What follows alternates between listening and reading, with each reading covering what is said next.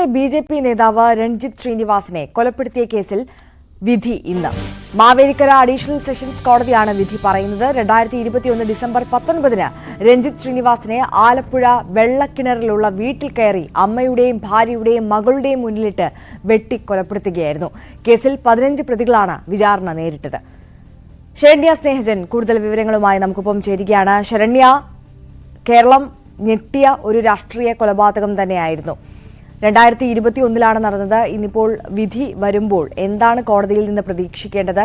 ഒപ്പം ഈ വിചാരണ വേളയിൽ അടക്കമുണ്ടായ പ്രധാന സംഭവങ്ങൾ, വാദപ്രതിവാദങ്ങൾ അതൊക്കെ എങ്ങനെയായിരുന്നു? പൊതുവെ കേരളത്തിലെ തന്നെ ഞെട്ടിക്കുന്ന 2 കൊലപാതകങ്ങൾ, അതായത് മണിക്കൂറുകളുടെ വ്യത്യാസത്തിലാണ് ആലപ്പുഴയിൽ 2 രാഷ്ട്രീയ കൊലപാതകങ്ങൾ നടന്നത്. അതിൽ SDP നേതാവ് ഷാന്റെ കൊലപാതകവും അതിന്റെ പ്രതികാര നടപടി എന്നോണം രഞ്ജിത്ത് ശ്രീനിവാസൻ, അതായത് OBC മോർച്ചയുടെ സംസ്ഥാന സെക്രട്ടറി ആയിരുന്ന രഞ്ജിത്ത് ശ്രീനിവാസന്റെ കൊലപാതകവും ആലപ്പുഴയിൽ നടക്കുന്നത്. ഇതിൽ രഞ്ജിത്ത് ശ്രീനിവാസന്റെ കൊലപാതക കേസിലാണ് ഇന്ന് മാവേലിക്കര സെഷൻസ് കോടതി വിധി പറയുന്നത്. ഈ കേസ് തന്നെ വളരെയധികം ചർച്ച ചെയ്യപ്പെട്ട 2 കേസുകളിൽ ഒന്നായിരുന്നു. അതായത് ഈ രഞ്ജിത്തിന്റെ കൊലപാതകം നടക്കുന്നത് ആലപ്പുഴയിൽ SDP നേതാവിന്റെ കൊലപാതകം നടന്നതിന് ശേഷം മണിക്കൂറുകളുടെ വ്യത്യാസത്തിൽ മാത്രമാണ് ആലപ്പുഴയിൽ മറ്റൊരു കൊലപാതകം കൂടി നടക്കുന്നത്. അത് ഈ ഷാൻ വധക്കേസുമായി ബന്ധപ്പെട്ട് അതിന്റെ പ്രതികാര നടപടി എന്നോണമാണ് പോപ്പുലർ ഫ്രണ്ട് SDP പ്രവർത്തകർ ഈ രഞ്ജിത്തിനെ കൊലപ്പെടുത്തുന്നത്. രഞ്ജിത്തിന്റെ വെള്ളക്കിണറുള്ള വീട്ടിൽ രാവിലെ 6 മണിയോടുകൂടി എത്തിയ പ്രതികൾ രഞ്ജിത്തിന്റെ അമ്മയുടെയും ഒപ്പം തന്നെ സഹോദരന്റെയും കുട്ടികളുടെയും, അതായത് ചെറിയ കുട്ടികളായിരുന്നു, 13 വയസ്സ് പ്രായമുള്ള 2 പെൺകുട്ടികളും ഉണ്ടായിരുന്നു. ഈ പെൺകുട്ടികളുടെയും ഭാര്യയുടെയും മുമ്പിൽ വെച്ചാണ് വീട്ടിലുണ്ടായിരുന്ന രഞ്ജിത്തിനെ കൊലപ്പെടുത്തിയത്. ഈ കേസിൽ സാക്ഷികളായിട്ടുള്ളതും ഈ കുട്ടികളും ഒപ്പം തന്നെ അമ്മയും അടക്കമുള്ള ആളുകളാണ്. അമ്മയും ഭാര്യയും അടക്കമുള്ള ആളുകളുമായിരുന്നു. അതിന്റെ കേസിന്റെ വിചാരണ വേളയിലടക്കം നിരവധി സംഭവങ്ങൾ നടക്കുകയും ചെയ്തു. മാർച്ച് 18-ന്, അതായത് 2022 മാർച്ച് 18-ന് ഈ പ്രതികളെ 15 പ്രതികളെ അറസ്റ്റ് ചെയ്ത് പോലീസ് കുറ്റപത്രം സമർപ്പിച്ചിരുന്നു. പിന്നീട് ഏപ്രിൽ 26-ന് ഈ കേസ് മാറ്റണമെന്ന് ആവശ്യപ്പെട്ടുകൊണ്ടുള്ള പ്രതികൾ ആലപ്പുഴ സെഷൻസ് കോടതി, അതായത് ആലപ്പുഴ സെഷൻസ് കോടതിയിലെ അഭിഭാഷകൻ കൂടിയായിരുന്നു രഞ്ജിത്ത് ശ്രീനിവാസനും. രഞ്ജിത്ത് ശ്രീനിവാസന്റെ ഭാര്യയും അവിടെ അഭിഭാഷക ആയിരുന്നു. അതുകൊണ്ട് തന്നെ ഈ കേസ് ആലപ്പുഴ കോടതിയിൽ നിന്ന് മാറ്റണമെന്ന് ആവശ്യപ്പെട്ടുകൊണ്ട് പ്രതികൾ കോടതിയെ സമീപിക്കുന്നു. പിന്നീട് ഇത് മാവേലിക്കര സെഷൻസ് കോടതിയിലേക്ക് മാറ്റുകയും അഡ്വക്കേറ്റ് പ്രതാപ് ജി പണിക്കലിനെ ഇതിന്റെ കേസിന്റെ സ്പെഷ്യൽ പ്രോസിക്യൂട്ടറായി നിയമിക്കുകയും ചെയ്തു. പിന്നീട് വിചാരണ കാലയളവിൽ തന്നെ ഈ ഫെബ്രുവരി 16 വിചാരണ ആരംഭിക്കുന്നു. ഈ പ്രതികൾക്ക് അഭിഭാഷകരെ നിയോഗിക്കാൻ സമയം ആവശ്യപ്പെട്ടു. കാരണം അഭിഭാഷകർ കൂടിയായ രഞ്ജിത്ത് കൊല്ലപ്പെട്ട സംഭവത്തിനകത്ത് ഇവർക്ക് വേണ്ടി വാദിക്കുന്നതിനായി അഭിഭാഷകർ ഹാജരാകാത്ത സാഹചര്യമൊക്കെ ഉണ്ടായിരുന്നു. അതുകൊണ്ട് അഭിഭാഷകരെ നിയോഗിക്കാൻ സമയം വേണമെന്ന് ആവശ്യപ്പെട്ട് സാക്ഷി സ്ഥലം മാറ്റിവെക്കണമെന്ന് ഇവർ ആവശ്യപ്പെടുകയും ചെയ്തു. പിന്നീടാണ് നീണ്ട കാലയളവിലുള്ള ഇത്തരത്തിലുള്ള വിസ്താരത്തിന് ശേഷം ആണ് വളരെ പെട്ടെന്ന് തന്നെ കോടതി വിധി പറയുന്നതിനായി ഇവർ ഇപ്പോൾ ഈ കേസ് മാറ്റിയിരിക്കുന്നത്. ഒപ്പം ഇതിനിടയിൽ തന്നെ വളരെയധികം നാടകീയമായ സംഭവങ്ങൾ ഉണ്ടായി. അതായത് ഇവരുടെ വിചാരണ നിർത്തിവെക്കണമെന്ന് ആവശ്യപ്പെട്ടുകൊണ്ട് ഹൈക്കോടതിയെ സമീപിക്കുന്നു. ഹൈക്കോടതി അതിന് 15 ദിവസത്തേക്ക് സ്റ്റേ നൽകുന്നു. പിന്നീട് വിസ്താരം വീണ്ടും ആരംഭിക്കുന്നതിന് വേണ്ടിയുള്ള നിർദ്ദേശം നൽകി. സുപ്രീം കോടതിയിലടക്കം ഈ കേസിന്റെ വിസ്താരവുമായി ബന്ധപ്പെട്ട് തുടർ നടപടികളുമായി ബന്ധപ്പെട്ട് ഈ കേസ് പോവുകയും ചെയ്തിരുന്നു. എന്തായാലും അത്രയധികം സംഭവങ്ങളുമായ സാഹചര്യത്തിൽ, അതായത് കനത്ത പോലീസ് ബന്ദോബസ്തിലായിരുന്നു മാവേലിക്കര കോടതിയിൽ ഈ സാക്ഷികളുടെ വിസ്താരം അടക്കം പിന്നീട് നടക്കുകയും ചെയ്തത്. സുപ്രീം കോടതി ഈ കേസിന്റെ വിസ്താരം അടക്കമുള്ള കാര്യങ്ങൾ ഇടപെടാൻ കഴിയുകയില്ല എന്നും ഹൈക്കോടതി, അതായത് വിസ്താരം ഉടൻ നടത്തരുത് എന്നുള്ള ഹൈക്കോടതി വിധി ഹൈക്കോടതി തള്ളിയിരുന്നു. തുടർന്ന് ഹൈക്കോടതിയുടെ വിധിക്ക് അനുസരിച്ച് പോകട്ടെ എന്നുള്ള നിർദ്ദേശം നൽകുകയും ഒക്കെ ചെയ്തിരുന്നു. അങ്ങനെയാണ് ഈ കേസ് കോടതിയിൽ വീണ്ടും വിസ്താരമടക്കം നടക്കുകയും ഈ പ്രതികളെ ജഡ്ജി ചോദ്യം ചെയ്തുകൊണ്ട് 6000-ഓളം പേജിലാണ് ഈ കേസുമായി ബന്ധപ്പെട്ട അവരുടെ പ്രതികളുടെ മൊഴി അടക്കമുള്ള കാര്യങ്ങളും ജഡ്ജി രേഖപ്പെടുത്തുകയും ഒക്കെ ചെയ്തിട്ടുള്ളത്.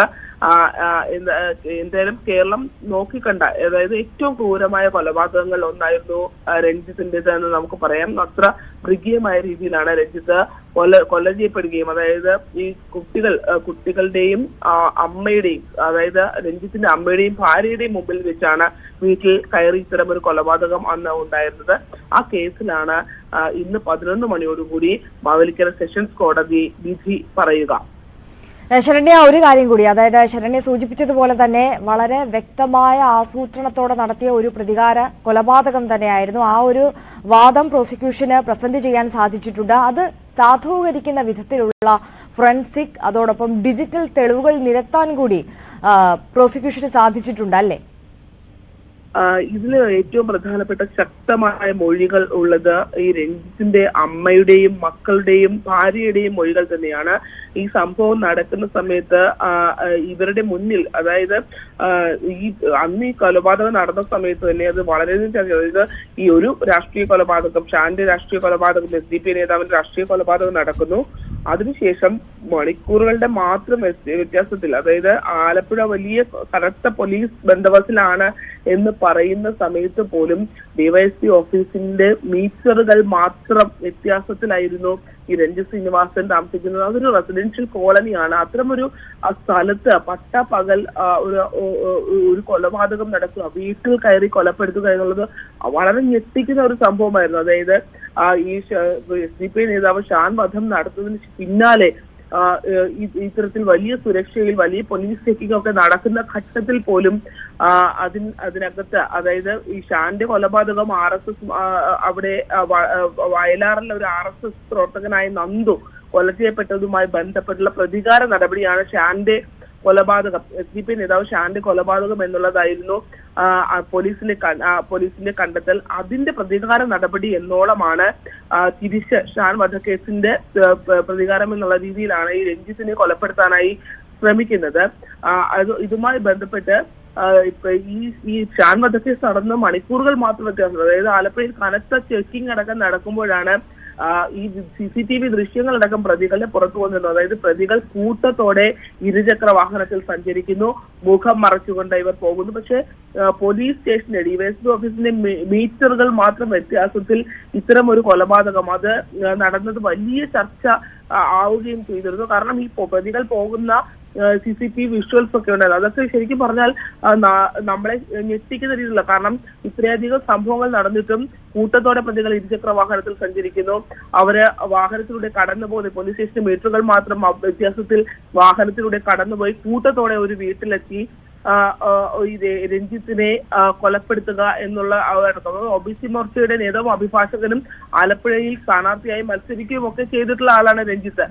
അത്തരത്തിൽ ഒരാളെ വീട്ടിൽ കയറി അന്ന് ഞാൻ ഓർക്കുന്നുണ്ട്, അതായത് പത്രം വായിച്ചുകൊണ്ട് വീട്ടിൽ ഇരിക്കുമ്പോഴാണ് ഗേറ്റ് തുറന്നു കിടക്കുകയായിരുന്നു, വീട് തുറന്നു കിടക്കുകയാണ്. അത്തരത്തിൽ ഒട്ടും പ്രതീക്ഷിക്കാത്ത ഒരു ഇടത്തേക്കാണ് ഇവർ കയറി വന്ന് അത്ര ഒരു കൊലപാതകം നടത്തുന്നത്. പിന്നീട് ഈ കേസിന്റെ വിസ്താര വേളയിൽ പോലീസ് സമർപ്പിച്ച കുറ്റപത്രത്തിനടക്കം പറഞ്ഞിരിക്കുന്നത് രാത്രി 1 മണി, അതായത് ഷാൻ കൊല്ലപ്പെട്ടതിന്റെ തലേദിവസം രാത്രി, കൊല്ലപ്പെട്ട അന്ന് രാത്രി 1 മണിയോടുകൂടി ഇവരെ രഞ്ജിത്തിന്റെ വീടിന്റെ സ്ഥലത്തേക്ക് എത്തിയിരുന്നു.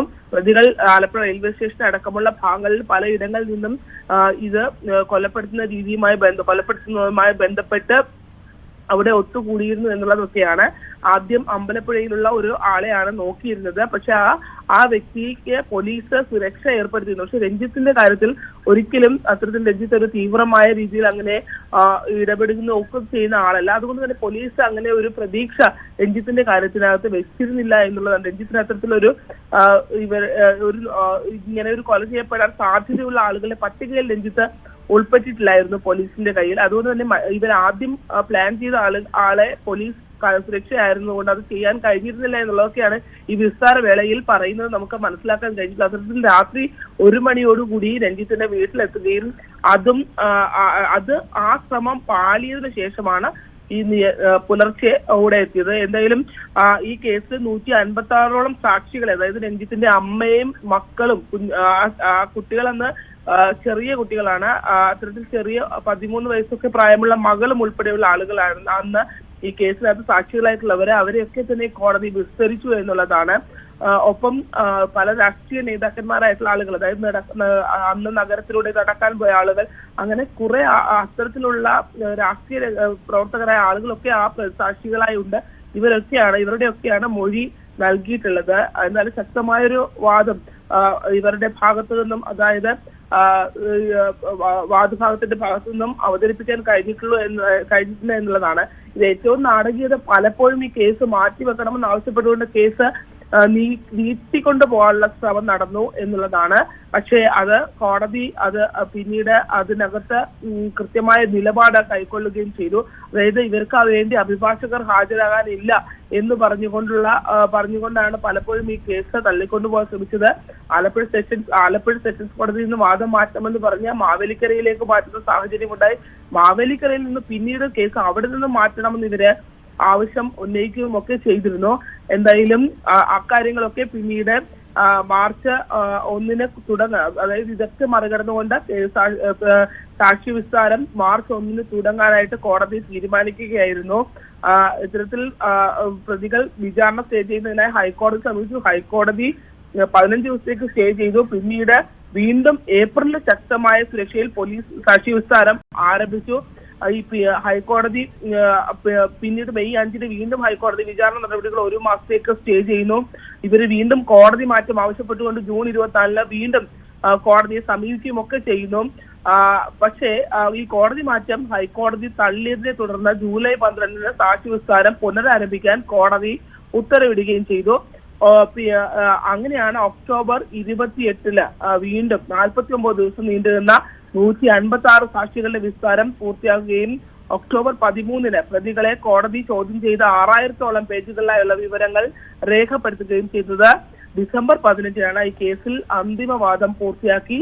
ഇന്ന് മാവേലിക്കര സെഷൻസ് കോടതി ഇപ്പോൾ കേസ് വിധി പറയാനായി മാറ്റിയിരിക്കുന്നത്. 11 മണിയോടുകൂടി ഈ കേസ് വിധി പ്രസ്താവത്തിനായി എടുക്കുമെന്നാണ് നമുക്ക് മനസ്സിലാക്കാൻ കഴിയുന്നത്. ശരി, ശരണ്യ സ്നേഹജനാണ് വിവരങ്ങൾ നൽകിയത്.